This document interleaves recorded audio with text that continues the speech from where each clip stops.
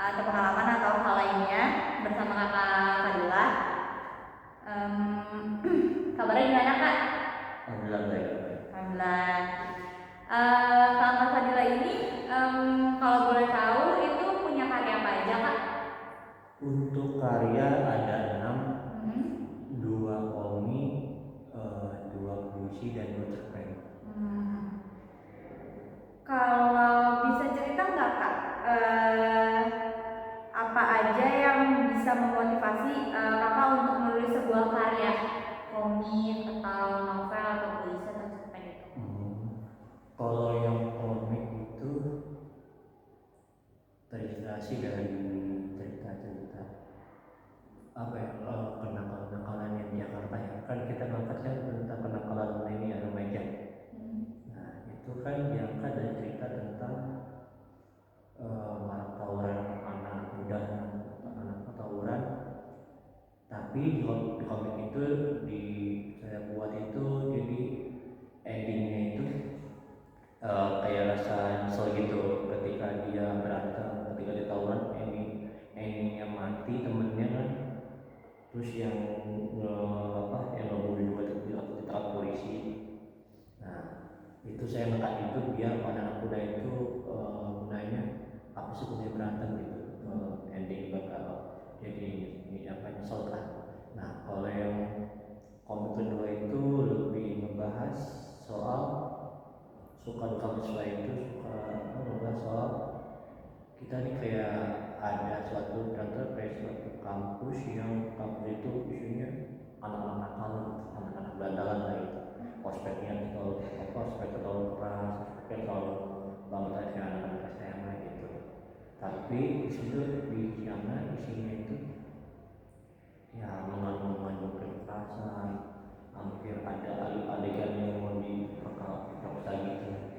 Nah terus itu yang karya ketiga itu tentang puisi itu dari kita kawan-kawan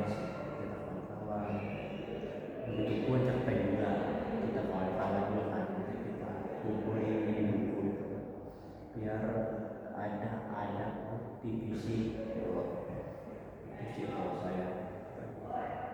Bagus banget ya kak ya, banyak juga karya-karya yang udah kak Fadila buat. Kalau waktu nulis cerpen, puisi atau komik itu lebih sering nunggu mood datang atau memang disiplin duduk sambil nulis atau punya waktu-waktu tertentu untuk membuat karya itu? Kalau untuk nulis kemungkinan mood sih ya, mood ngaruh.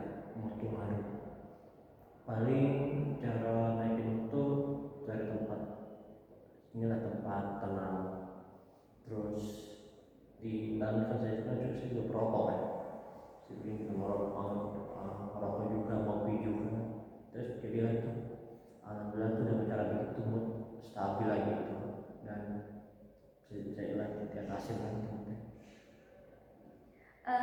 Ada nggak kak momen-momen tertentu tiba-tiba suka dapat ide itu, misalnya lagi ngapain gitu terus tiba-tiba mau nulis puisi gitu? Momen ada sih ketika teman lagi, nah itu tuh karya itu kebanyakan dari hasil teman-teman curhat, teman cerita kita ini dengerin, terus tiba-tiba tuh main handphone kayak dibuat ketik di note gitu.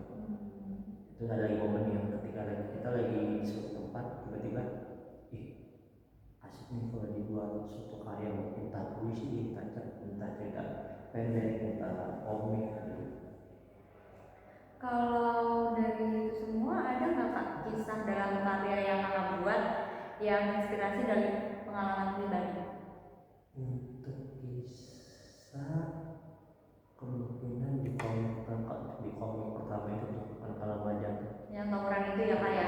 mungkin kan hidup kan di lingkungan yang itu ya, hidup di lingkungan yang penuh dengan orang tawuran, terus juga garisnya hidup di polisi itu udah parah gitu kampungannya, itu hidup di situ sih paling dasar.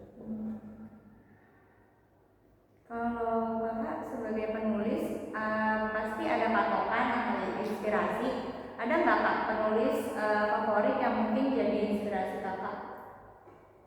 Kalau penulis favorit nggak ada sih. Nah, tapi ada patokan saya tuh salah satu mahasiswa IKJ, mungkin sekarang dia udah ini kali ya udah jadi alumni, namanya Bang Andi, namanya itu nama lengkapnya Terlengkap Oral Waters.